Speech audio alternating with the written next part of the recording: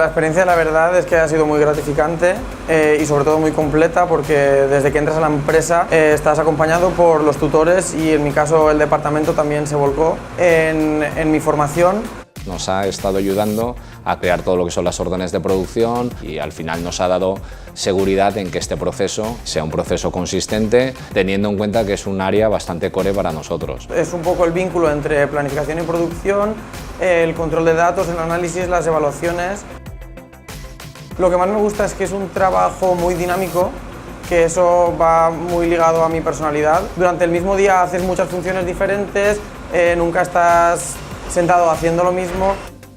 Desde luego el haber venido con un expertise o con unos conocimientos adquiridos en un MBA Junior, pues la verdad yo creo que le ha ayudado bastante, y aparte también de todo el empuje que él tenía y la actitud que ha sido pues fantástica.